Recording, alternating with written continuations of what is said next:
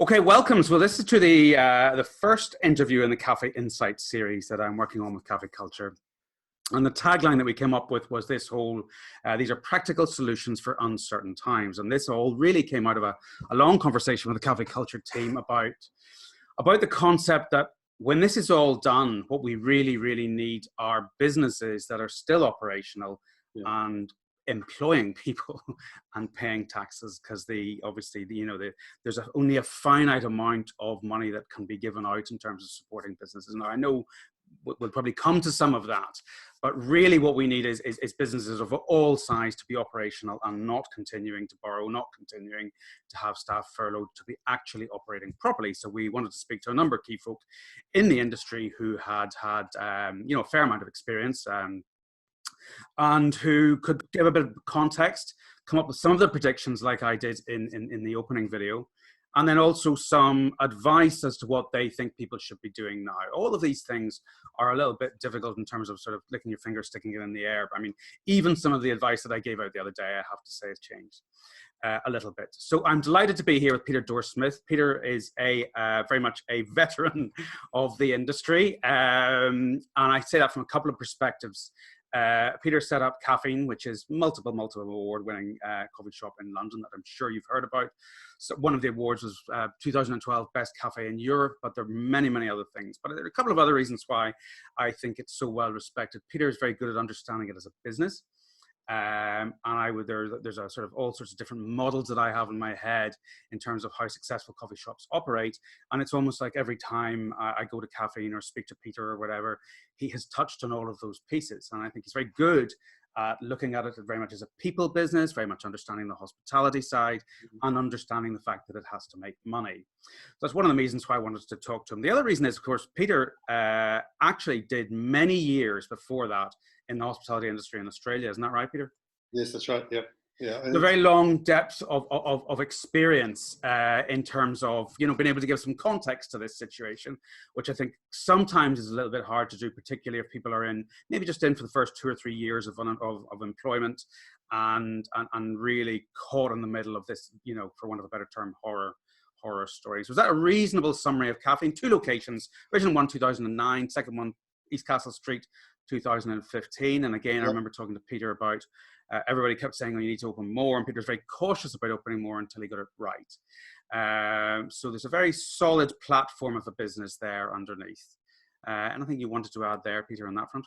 No, I think that's very good. I think, you touched on the hospitality side of things, and my career is hospitality. One thing that people maybe don't realize is I'm not a barista. Yeah. And I've never been really very good at making coffee. Yeah. The way I look at it, though, is, of course, I'm not very good in the kitchen either, but I still employ people who work as chefs. So, for me, it's about hospitality and front of house service and looking after people. That's what I enjoy, but it's also what the business is based on. Yeah, I mean, I think you've made that very clear through the years, and I think that really resonates in terms of when you go into the business. It resonates in terms of people who have worked for you or are working for you. But I know you've talked extensively about the hospitality piece.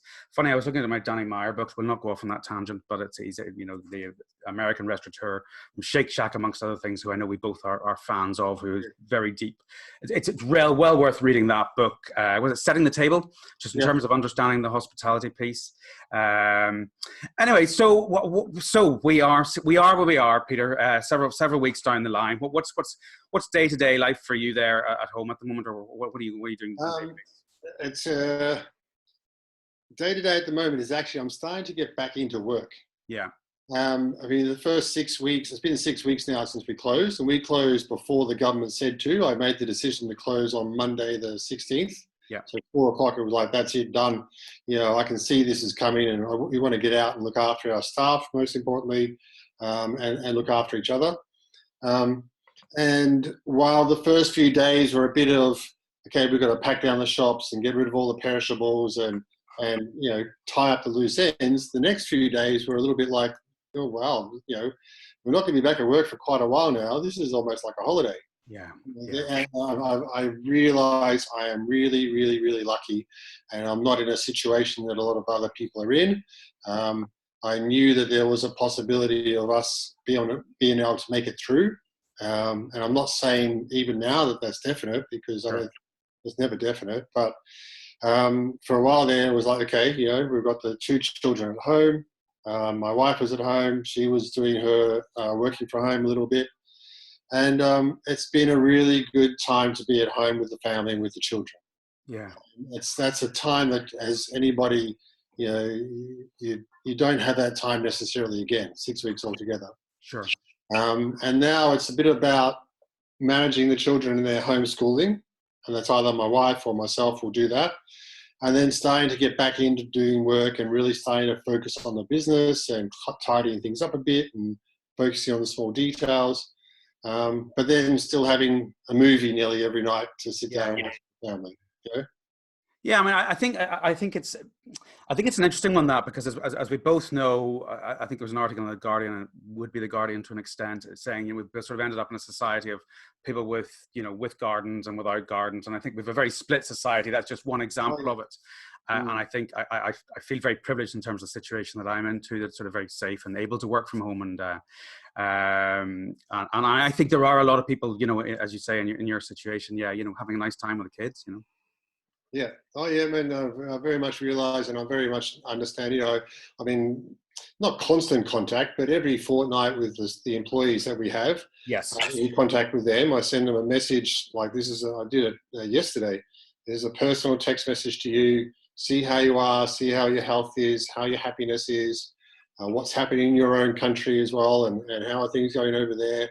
And then I send out an email nearly every week or every 2 weeks to them all as a group email, just to keep them updated on where we are, how the business is, and where the finances are. We've been able to furlough all of our staff. We've been able to bring back some staff who had left the company beforehand and put them back onto the payroll. Right. I'm very aware that we're in a very, very lucky situation in our personal life now. Yeah, I mean, I think that the people piece, I think, is really, really difficult because, as we might have discussed in the past, and I completely agree. It's like this business is all about people, really, and I think sometimes it's a little bit forgotten. And of course, everybody wants to try and do what they can to hold on to those people and look after them, and it is vital to do so. But then there is this whole balancing act for people then, thinking, well, actually, I'm just about to lose the whole business, and tremendous amount of stress trying to do the right thing, as well as then trying to still have a business. And I mean, I empathize a lot with those operators who are stuck somewhere in the middle of that, and there'll probably be more pressure on you if this carries on longer, or longer than we currently think. So what is your current viewpoint on what do you think will happen? I know we spoke on another Zoom recently, and you were sort of hoping for mid-June in terms of that initial opening. Where are you with that? Yeah, I think that might change a little bit. I think just going back quickly a little bit, there's been many times in the life of my business, which is 10 years, where if this situation had happened in those times, I would have been gone within a week. As you know, we opened the business in August 2009, and January 2010, our first child was born, and I still have my bank balance from that week. Right. And it was £1,500 in the bank. Yeah. And I very much know that there were times, even in 2015, after opening the second store, we had nothing. Yeah. We were very, very lucky. In terms I think you're absolutely right. I think there's actually sometimes it's a little bit easier. There's a little bit of judgment of businesses who have already collapsed, and I sort of understand it because there's this line that they didn't have a solid business. But also, if somebody just happens to be, have spent a whole load of money on something in the business, you can cash flow just is not this perfect line, and you cannot grow any business like this without having a few moments where you go home and you are sucking your teeth thinking, do you know what? I need this to work. And I think a really solid business will always have those moments. So I think, as you say, it's important to have empathy with those people who are in those positions and actually had a solid business. I mean, I have a client who actually had opened a brand new location, and it wasn't even open yet. It's ready to be open in the next 2 or 3 days. Oh, wow. So, there's all that money spent. I think they'll be okay, but But you know, that sort of expenditure sometimes that you put out there. The timing of this, you know, can be pretty brutal. Yeah, for sure. I mean, it's always right from the start. My four priorities of payments are staff first, Yeah. suppliers, then invest in the business, and then pay yourself. You know, Yeah. as an owner, you're allowed to take dividends and stuff. And then, you know, if you want to save money up to open another business, you want to save that up and have a bank balance, of course. And I remember once, I think the bank manager said to me, "Why have you got this money in the bank? Why don't you do something with it?" Yeah. You know, Yeah. so there's times where you have to decide what to do with the business bank account. And if you have a good balance, you do. If you don't, and it's timing, yeah, it's harsh. It's hard work. It's interesting on that point because actually, bizarrely, I did my dissertation at university on boom and bust through the previous 80 years. Yeah. So it's always been there in my mind in terms of, you know, just how even bank managers coming, you know, getting all gung-ho, you know, just because they just think, well, this is never going to stop. And then it stops. It always stops. Now, none of us saw this, but I think that, you know, you've obviously lived through just about the same amount of recessions as I have done, probably in a slightly different environment. And of course, as we discussed also in that other Zoom, there is that situation in Australia where they've been hit by the fires as well as, you know, so you get that double whammy, which is, you know, to try and survive that is kind of brutal. Yeah, that's hard. And that's part of the thing that keeps me strong, and is thinking about things that have happened to other people too. Yeah. And putting myself in the situation, you know, we could have lost, whether it be hurricanes in America or bushfires in Australia or floods or whatever. You know, you could lose absolutely everything, your house, your business, everything just gone. In many ways, we're so lucky that we still have the physical locations. Yes. That we do. You know, in my personal life, just through traveling and living, I've been out of money at least 3 times, like seriously down to $10. Yeah. Then you borrow a little bit and make it through and keep working through, and here we are now. So you've got to, you know, yeah, it's hard. And maybe when, you know, I'm 50 and you're been around a bit, John, too. But I'm older. It's good to look back on these experiences and sort of reflect on those, and we should be able to get through and make it through. But yeah, it's an unknown thing. And, you know, I had forecast June the 15th to potentially come back to work, but I think now that's really starting to push it as well. But I had to pick a number, you know, my bank balances, bank loan applications and things. So I figured that was reasonable. Maybe now we might be July. Yeah. One thing I'm seeing a lot of at the moment, especially on social media, is and now in the actual media, is people talking about what it's going to be like when we come back, and the social distancing. And you see messages about restaurateurs marking out their tables 2.5 meters, and they're all saying we're going to be gone. This is not going to work. But the way I look at it is, if we can't even get on the tube, then like in London especially, like how can you actually have a packed tube but not have a packed restaurant? Yeah. How can you have a packed bar or a festival or a cinema or anything else like that? So we're going to all have to come back and be close to each other at some stage. Yes. And I sort of see that we're going to be all back together at the same, I hope, I guess, in the same sort of way, because you can't get people to a restaurant without getting on the bus or on the tube. Exactly. Particularly in London, Yeah. So, you know, for me, that there's a little bit of feeling, I think, of negativity at the moment in the media, and this is not going to work, or we're a bit screwed, and I think it's important to stay away from that. I completely agree, and I mean, I really, really agree. I mean, I think there's a lot of valid points being made, but I just think you can fall down a hole of negativity within all of this. Yeah. And I think, you know, as sort of we talked before, I think there are going to be all sorts of different brands are going to work in different ways. Some very strong brands, but that people are sitting out there at home. The example that I use in a sort of cliche way is that kind of teenagers are just desperate to get out to Nando's again or to Wagamama's. You know, and we all have our own versions of that, but there's no doubt that people are going to be, I've seen it in the feed, in your social feeds, you know, there's no doubt that people are desperate to get back to caffeine or or other good operators. Yeah. And I think as long as the trust, I think there's two versions of trust within this. There's the trust in the brand in the way that it dealt with the people and the run up to the sort of the closure, as it were. And then that ongoing trust in terms of thinking, well, they're doing everything that they can. And I think there is certainly a lot for people to manage, but there's no doubt that people are going to want to get back out again as quickly as possible. Yeah. Varying ages, varying levels of caution, of course. Yeah, no, that's a difficult thing. I mean, just walking past the pub in our area yesterday, and it was, oh, geez, I'd love a pint right now. I don't go to pubs very much, to be honest. But it's just, can I just imagine the amount of people and the amount of pubs across I know. everywhere that just people just want to go out and have a nice drink or have a socialize, whatever.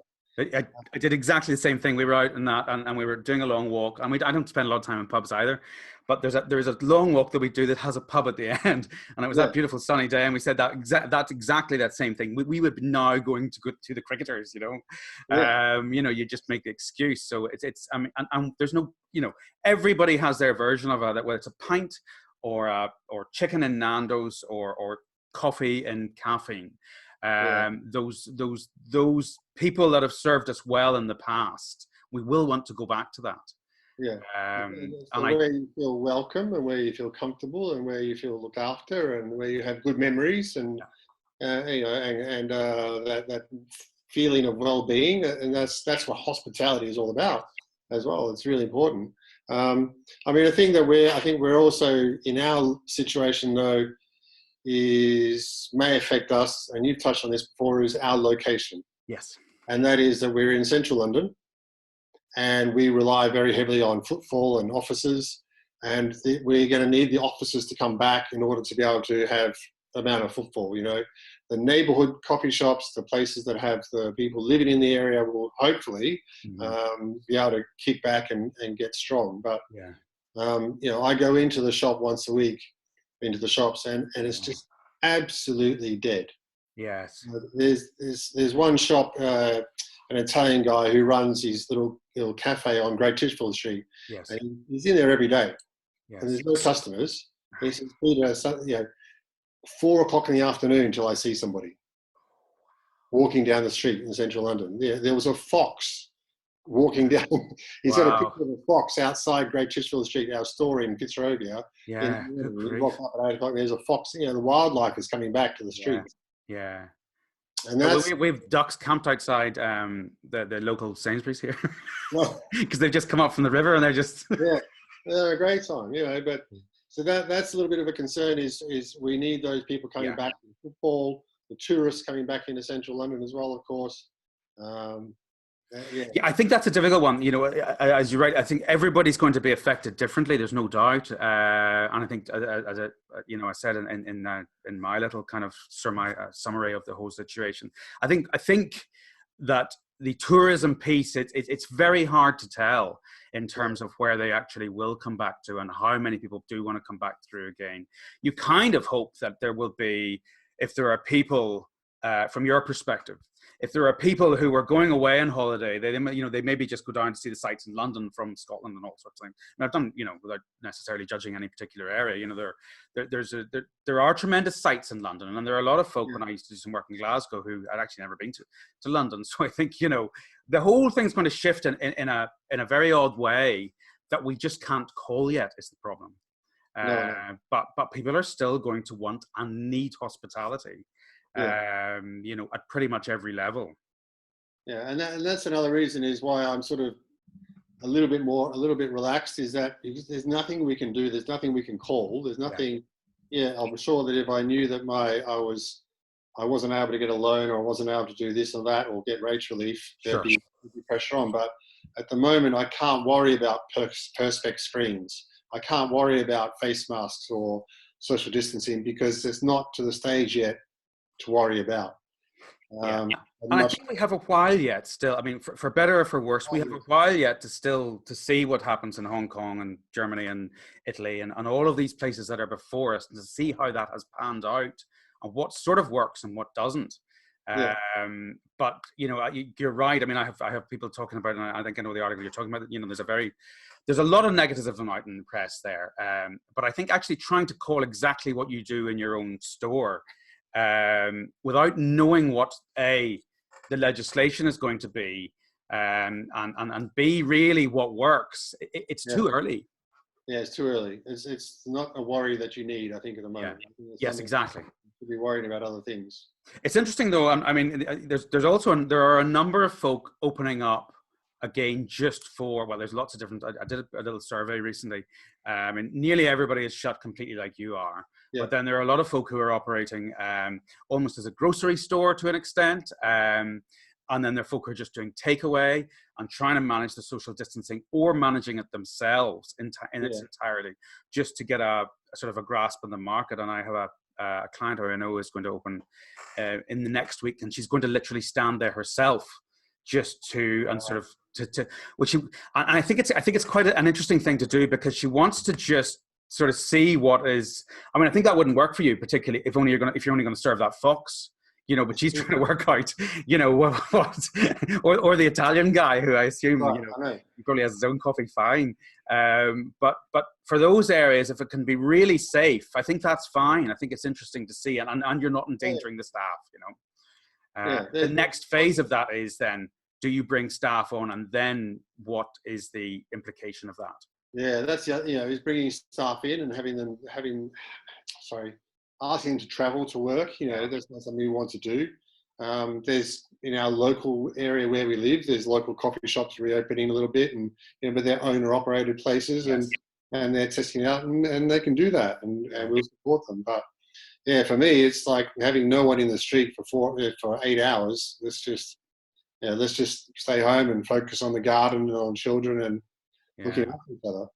Well, it's funny. I saw that little video you did in social, and saw how quiet it was. And I have a client in Dublin who sent me, in a similar area, shall we say, in Dublin, sent me a few pictures, and it was just exactly the same. And he's in a very, very, very busy area. So it's a very similar situation in terms of he's two locations as well, actually, trying to work out what will happen then afterwards, or how it will work within their area. So are you planning to make any menu changes or anything, anything? Are you doing anything structurally in the business? Are you sort of taking any time to look at systems? Not at the moment. No, I'm not. As I said, it's also that part of, I'm not going to worry about too much changes until I actually know what the changes might need to be. Because to me, it's a bit of a waste of time and worry and thinking about those things. So I'm prepared to make those changes. And, before we closed, we had started to make changes anyway. Right. So, as in, that we have all our food, not all of it, but most of our food is out on display. And that's a beautiful part of my business that I enjoy. We may have to change that and affect that. That's reasonably easy. We may need to look at minimizing the menu a little bit and maybe not having so much food out or making so much food. Yeah. Primarily also because maybe the numbers coming into the shop may not be so high, so there's no need to have that quantity of food out as well. And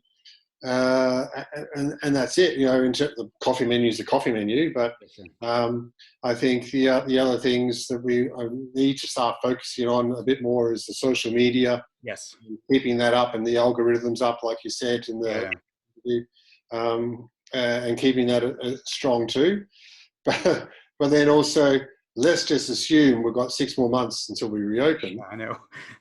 That's a long time to I know. Social media and keep posting stuff out and keeping people interested. Keep being positive, I know. Oh, mate, it's hard work at the best. I'm really aware of that. I mean, I think I lump various businesses in sort of 2 different categories. I think there's a lot of folk like you, at all levels of the hospitality industry, who actually were running a very good business in advance and actually didn't need to make a lot of change. And I think there's a whole ton of people, some of the big operators that I've seen in some of those Propel interviews, who are admitting actually this is good. They knew they needed to make change. Yeah. They knew they needed to make twists, whether it's systems or menu or sort of training. And actually, it's providing them with an opportunity and time and breathing space to get that done. Yeah. And I know that's the case actually with a number of folk that I've been working with. They now have time to finally get that stuff done. Maybe sometimes husband and wife teams, who are who are working very, very close in the business and don't have any time to work on it. Rather than having a very solid business like you had that runs. I mean, I'm saying smoothly in an incredibly glib way because I know how fast the legs are paddling under the water to make a business work the way yours does. But I think for some people there definitely is an opportunity at the moment to get those processes, get the stuff costed to. I think probably the most important thing to me at the moment, and what I'm also is your financials. Yes. And really looking at how much knowledge you have and how much skill you have within that, and whether there's any learning you can do to help to improve. It may be, there's always learning you can do about how a profit and loss works, how a cash flow works, how a break even works, all those things. And also then looking at all the costs within your business and whether there's anything you can start to maybe reduce, whether that be your telephone bill, gas, electricity, changing those things.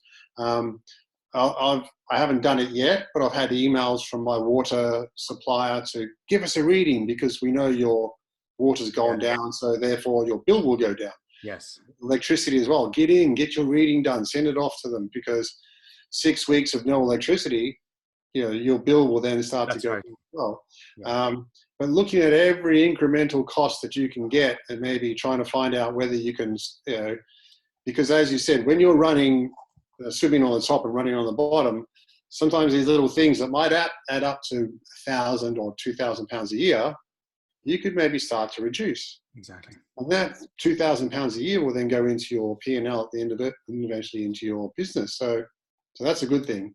Yeah. So I think looking at those things, and also I saw a tweet about it, but I actually I looked at it today. I think it's called CPL Learning or CPL Training. Yeah. But John, I'll send you an email with it after this to make sure. But there's some great hospitality learning courses on there. Right. That are very cheap. Yeah. Some of them are only £5 per course or per person. Some of them are free. And even that is, I'm going to start sending that out to all my employees to say, look, if you want to do some home training, home learning, get onto this website, use the courses you want to do. I'll pay for it, obviously. And you can, spend some time developing your skills and knowledge as well. Yeah. So developing and engaging and looking after your people is the other important thing as well that you could be doing now too. Yeah, totally agree. And I think it's interesting, that one, because I the writer Matt Haig, who writes a lot of fiction and then a number of books on mental health, but he put a piece up the other day, and this is probably 2 or 3 weeks ago, and he said, now is not the time to be beating yourself up for, not learning Greek or whatever this, that, and the other is. And I think there's an awful lot to be said for that, because, you can look at this and think I should be doing all of these amazing things. And I've talked about it before. Sometimes the management of the energy is not in place for that. But I do think that if you possibly can, there is a real opportunity to learn, and there's a real opportunity for employers to help their staff. With that kind of stuff, or also rework their own training, and try and, I know somebody that's doing that right now. They're reworking he and his sister are in their shop, reworking the training modules so that they can get it all out to the staff again. So it's completely safe because they're living together. But I think, there is a lot that can be done with staff to actually benefit them. Not just in terms of the learning piece, but giving them some sort of purpose in terms of getting up, as it were. Yeah, and that's the thing with furlough as well, as you know, is the staff can do training while on furlough. Yes. They're not working, but they can do training. So I think it's a great opportunity for you to engage those people if they want to. I wouldn't say it's not compulsory for them to do that, but I think the feedback I've had from my staff is employees is we want to get back to work. Yeah. Yes. We're keen to get back and do something. Yeah, give us something to do. Yeah, and I think that's very, very common. Certainly with the younger folk, it's like they just start going stir crazy, in all sorts of different ways. And I think, of course, there's a slightly there is a different context in this disease because so few young people are dying. I'm aware some are, but a lot of them are feeling actually I'll probably get it, or maybe they know somebody that's had it. And it's often quite mild symptoms. So I think, they're really champing at the bit to get back and work. But, but we all have to kind of try and work our way through the media, the information that we've got, and make the correct judgment calls. Yeah, and judgment calls are a big thing because all of us have had to make very sometimes almost instant, but also quite strong and quite big decisions lately. Whether it's having to make staff redundant or having to keep them on, and there's some really big decisions that have been going on lately. So I can really understand and see how people will be under stress and under pressure. And yeah, I feel very lucky that there's two managers who work for me, Jessica and Susanna, who I very much like to talk to and listen to, and I get their advice from. And are we doing the right? And if I ever make a wrong decision, I feel that they will always say to me, "No, don't do that," or yeah. "This is the right thing here." So having support around you to help you, really important. I couldn't agree more. Couldn't agree more. I think that stuff's vital at any stage of the business. And I've said it before. I think the within this current situation, really trying to watch as little negative news as possible, because there's an awful lot of misrepresentation of facts and truth and the way that people are behaving, and even I really don't want to be political at all, but very much a misrepresentation of people like Branson, and I think it's and some of those other folk out there, everybody just diving in, and anybody that does anything negative or is perceived as that, and I think he has made some terrible mistakes, but I don't want to get it political, but you can get caught up in all of that stuff, and then just not see the light at the end of the tunnel, and particularly for those businesses who have solid, substantial things that they can and should be doing now. Yeah. Well, look, thank you very much for your time. Is there anything else you kind of felt any other sort of, I was going to say pearls of wisdom, but I think that's kind of patronizing. Anything else that you felt that you've seen that people that should be doing or should be doing? No, not I can think of. I think we've touched on it before, but I think to touch on it again is really important. Is that yes, you've got yourself. If you're a business owner, there's yourself, there's your family, and you have to make a priority on who you're going to look after. But really, as well, you are in a role as a business owner to look after the employees that you have and to make sure that they're. And as I said, I am trying very hard to keep in contact with them and make sure they're okay. And the feedback that I get is, thank you so much. Right. Thank you so much for messaging me. Thank you so much for looking after me. And that helps me to know I'm making the right decisions. Yeah. And I'm doing the right thing. But I'm also, again, I always say I am really, really lucky. I understand that this is stage of life, stage of business, that we can look after ourselves and have a nice time with the family too. Yeah. And we're very lucky to do that. But we all hope that we can get back and be looking after people. Absolutely. Every day at 12 o'clock, we do a till read and we see, how many coffees we made in the morning and how much money we make. And that's 12 o'clock. And I still get the reminder come up on my calendar. Oh, right. Okay. and bang, 12 o'clock. And I sat there this morning and I thought, geez, by 12 o'clock this morning, we would have had 300 to 350 people in each store in the morning. The music would have been playing, 5 staff in each store, 3 chefs in the kitchen, grinder going, steam one going. It's all banging off, and damn, I miss that. Yeah, it's the energy as much as anything else. I kind of we're off on a slight tangent, but I think it's incredibly relevant. I did a lot of work with Coffee Number One as they were growing and originally, and the area manager, a girl called Jo Hamilton Smith, I think she is now. She used to go around from store to store on the Saturdays, and she would literally go in and do what I term kind of clap management and just get everybody going, and they would consistently break sales records in that store that she was in because she could just produce so much energy. And I've seen it in so many different forms, and I'm sure you've seen it with at some stage in the past, less energetic staff versus people that are really bought into the whole thing, and it really hits it. But I think it's quite it's quite poignant to get that at 12 o'clock, isn't it? And just think it's actually of all of those people, whether they're staff and customers, just flat. Some of them maybe just zero. Just zero. It's kind of pretty brutal. Anyway, look, I wish you the very best. I very much look forward to seeing you face to face again soon. I appreciate your time a lot, even though I'm aware you've got slightly more of it than usual. And I hope you continue to have so a good time with the family. Thank you. And we will speak again soon. Okay. All right. Thanks, John. All the best. Thank you. Cheers.